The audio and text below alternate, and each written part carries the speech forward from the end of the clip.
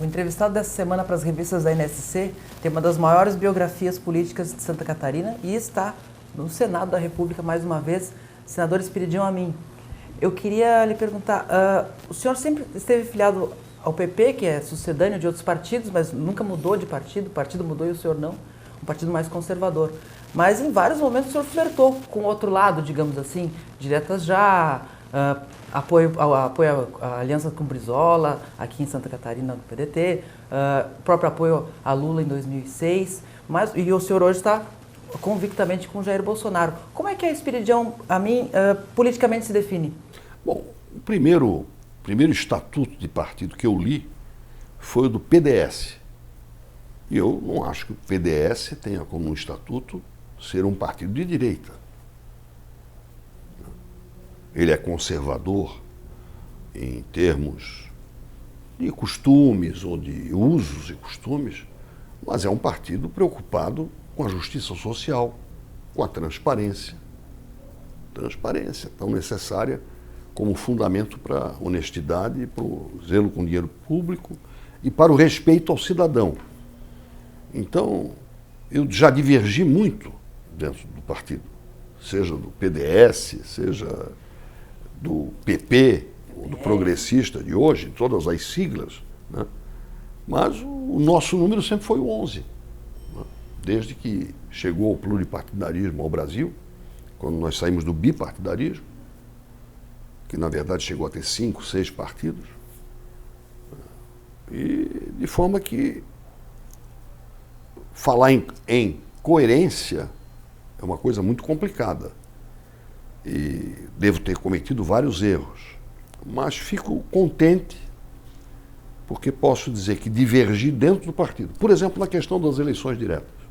Olha, eu elejo os governadores dos estados pela via direta e vou ter como cabeça de um sistema chamado presidencialismo o presidente eleito pela via indireta. Então a cabeça vai ficar mais fraca. O senhor chegou a participar de comícios, é umas fotos emblemáticas com Brizola, defendi, Lula. E talvez, aí por incoerência, né, eu tenha continuado a defender a ideia quando muitos abraçaram a tese do colégio eleitoral, já que poderiam vencer. Quer dizer, o que houve, na verdade, com a eleição de Tancredo e Sarney no colégio eleitoral, foi o seguinte: nós somos contra o colégio eleitoral, mas já que temos maioria, vamos por aí. Então, esse pragmatismo, que eu não posso condenar, né, eu não embarquei nesse pragmatismo e fiquei, na época, mal visto pelos 3 lados, ou pelos 4 lados do mundo. Mas, Espiridião Amin, como é que o senhor se define politicamente? O senhor se consegue se enxergar no espectro político? Eu não consigo me ver como liberal em função do país em que nós vivemos. Eu me sinto próximo daquilo que se chama social-democracia, que era o que eu via como democracia social. A ordem dos fatores. Não altera o produto, eu até prefiro a democracia social. Porque a democracia significa respeitar as regras de uma eleição e os seus resultados. E ter uma preocupação com o social, mas não com o assistencialismo, e sim com a oportunidade para que as pessoas empreendam, cresçam, tenham acesso à educação, a uma saúde razoável, né? E com um projeto ambicioso como é o do nosso SUS, nós nunca estaremos satisfeitos. Mas educação, qualificação, empreendedorismo, que aliás foi o meu reforço acadêmico como professor, isso tudo eu enfecho na palavra democracia social. E se alguém procurar a social-democracia, é para onde ela está evoluindo no mundo, especialmente na Europa. E no Brasil? No Brasil ela teve.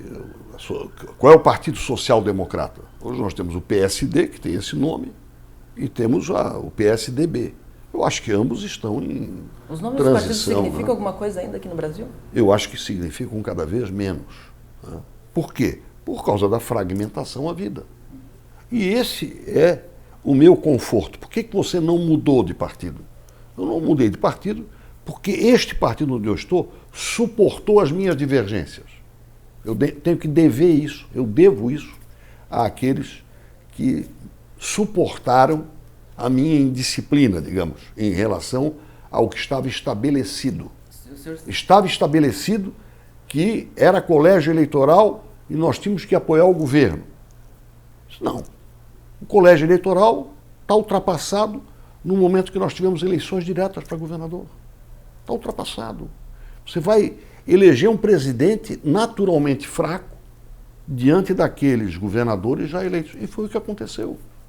Mas eu não fico satisfeito porque acho que estava certo. Eu fico satisfeito porque, primeiro, consegui manter uma linha, não posso dizer uma linha reta, mas uma linha que guardou alguns denominadores comuns. E segundo, porque consegui ser suportado pelo eleitor e pelo menos pelo establishment, né?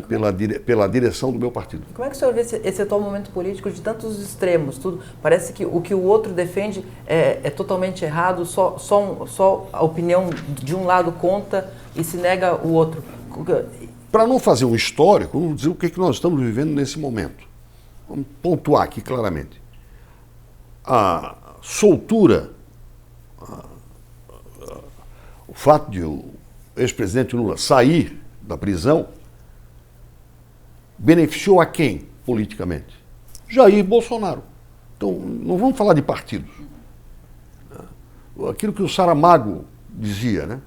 Deus não perdoou Lúcifer com a seguinte frase: para que eu seja forte, é preciso que tu existas e sejas forte. Então, essa bipolarização que a eleição do ano passado mostrou,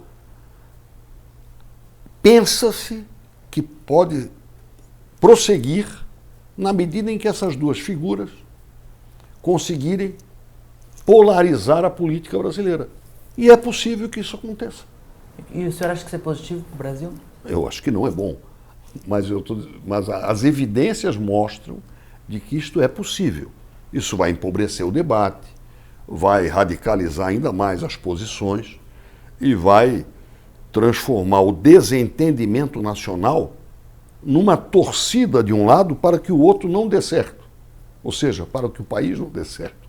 E essa polarização, né, só para lembrar um fato recente, é exatamente o contrário daquilo que o Obama, quando perdeu a eleição, quando a sua candidata perdeu a eleição em 2016, diz: olha, nós não merecíamos perder, mas nós temos que entender que isso é uma corrida de revezamento. E não esquecer de uma coisa: nós somos do mesmo time. Quer dizer, essa radicalização faz com que você não perceba que, no fundo, nós somos todos concorrentes no mesmo time. E nós precisamos que este time seja campeão, ou seja, seja vitorioso. Se ele tem o melhor desempenho numa corrida de revezamento, quando está o outro, eu não posso lamentar isso. Eu tenho que procurar fazer melhor.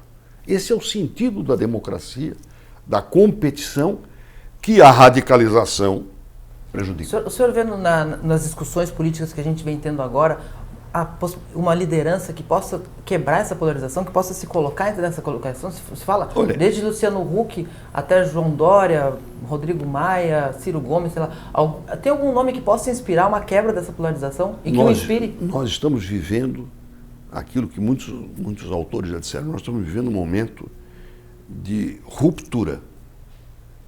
E nós precisamos que essa ruptura não seja transformada num desastre social, econômico, político e institucional, e surja uma coexistência, que não é concordância. Coexistir significa tolerância, aceitar que o outro pode ter, pelo menos, fundamento de razão. E eu, pessoalmente, digo com pureza de alma, eu atingi este estágio. Eu não acho que o outro não tem razão em nada. Abstrair das questões de condenação pela justiça, que você tem que respeitar, especialmente quando emergem de um colegiado, nós temos que coexistir. Coexistir é a primeira lição básica para que nós tenhamos sistema e regime democrático. E como é que a gente faz para coexistir, senador, nesse momento que a gente vive hoje? O que as lideranças políticas, o que os brasileiros, os catarinenses, o que a gente pode fazer para que exista a coexistência? Menos insultos e mais propostas. Mais discussão sobre o conteúdo da tua proposta, da tua ideia. E até mesmo, no caso de uma administração, das formas que a administração, em qualquer nível, municipal, estadual, federal, esteja utilizando como padrão do seu desempenho, da sua atuação. Ou seja, menos insultos, menos bater no pecador, já ensinava Santo Agostinho, e criticar o pecado, o erro. A humanidade só pode melhorar se tiver coragem de debater o pecado sem insultar o pecador. Senador, o senhor é uma pessoa bem-humorada, de bem com a vida. O que lhe tira do sério? O que lhe deixa triste? A intransigência, né?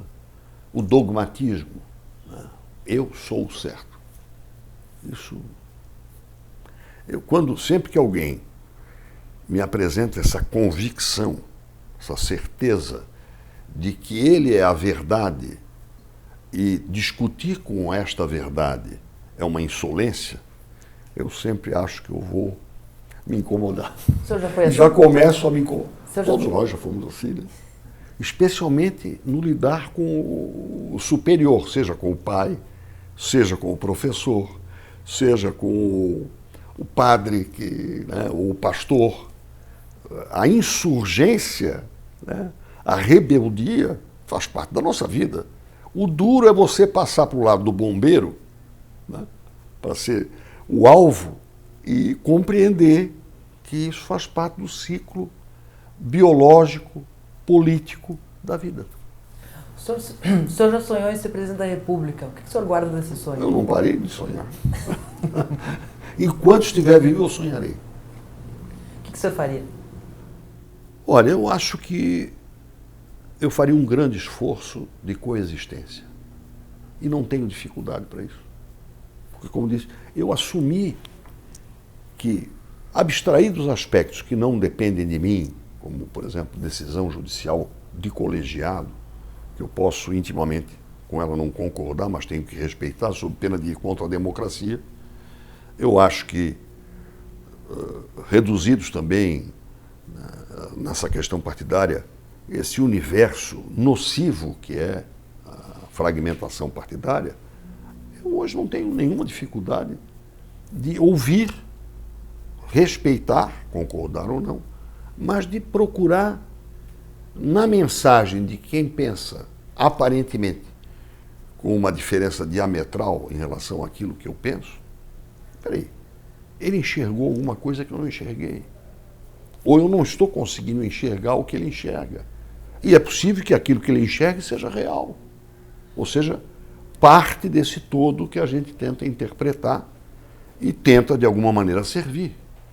Nós temos que servir à sociedade, se não tem razão para você estar na política. Então, discussão sobre educação. Eu não tenho nenhuma dificuldade em ouvir tudo o que todos pensam.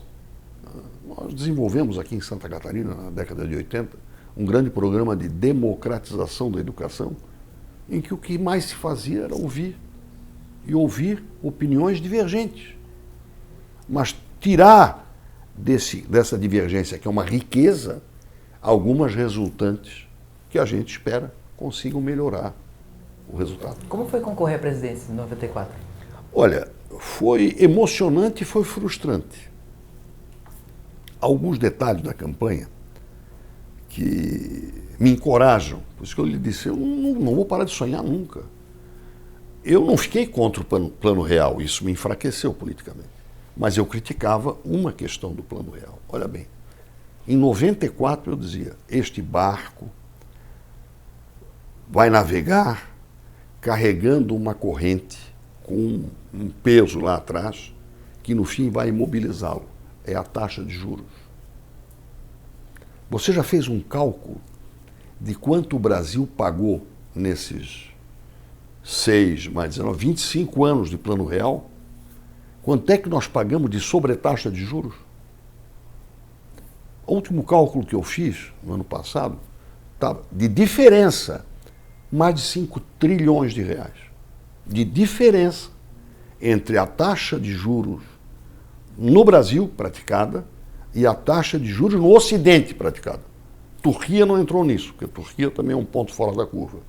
Ou seja, nós temos uma economia com um real razoavelmente estável há 25 anos. Pouco importa que o dólar já valeu 0,90 ou menos até, e hoje esteja em 4,20. Isso é relativamente estável, nós não precisamos eliminar um zero, nem 3, nem 10, nem 12, nem 16 zeros da nossa moeda. Ao longo desse tempo, nós pagamos de sobretaxa de juros mais de 5 trilhões de reais. Não é que nós pagamos de juros, pagamos de sobretaxa de juros, o juro extraordinário que o Brasil pagou. Portanto, eu não estava errado quando dizia que era mais barato pagar a dívida, zerar, transformar em título de dívida pública e começar uma vida nova, com responsabilidade fiscal. Nós nem evoluímos tanto quanto desejaríamos e devíamos na responsabilidade fiscal, haja vista, por exemplo, o escândalo do Rio de Janeiro. Quando eu votei contra a intervenção, eu não votei contra a intervenção federal no Rio de Janeiro, votei contra aquela intervenção na segurança pública que mantinha e manteve governo, judiciário, Tribunal de Contas e Assembleia Legislativa incólume. Quer dizer, botou, na verdade, foi o Exército, ou, se quisermos dizer, as Forças Armadas, expôs o Exército a uma tarefa para a qual ele não é treinado, para preservar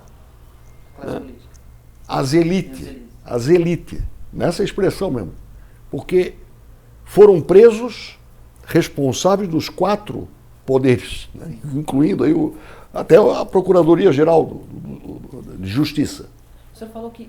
Ou seja, e hoje nós ainda estamos dando cobertura para preservar todas as instituições num Estado que foi a unidade da federação que mais dinheiro recebeu desde as Olimpíadas. O senhor disse que não perdeu o sonho de ser presidente da República e governar o Estado pela 3ª vez. Olha, eu acho que enquanto a gente estiver na política, a gente tem que encarar isso não com a obstinação. Você imagina o quanto eu queria ser candidato a governador com 34 anos de idade, né? Imagine o meu desejo de ser candidato a presidente em 89, quando eu disputei uma convenção e perdi. Imagine 94, então, eu não aparecia mal nas pesquisas. Pesquisas feitas na época me colocavam como segunda opção num nível muito bom. O problema é que também ali se estabeleceu uma polarização entre o real, que foi uma conquista extraordinária, e o anti-real, que foi crescendo depois a ponto de o Lula ganhar com folga a eleição de 2002, inclusive em Santa Catarina. Então, sonhar eu acho que é lícito. Sonhar sem se atirar no sonho de maneira absoluta, a qualquer preço, eu acho que é uma questão de maturidade. Eu alcancei esta maturidade. E o próprio Rudyard Kipling, naquela famosa poesia If, né, se, sonhar sem que só a isto te atires. Sonhar sem fazer dos sonhos teus senhores. Mas é preciso sonhar.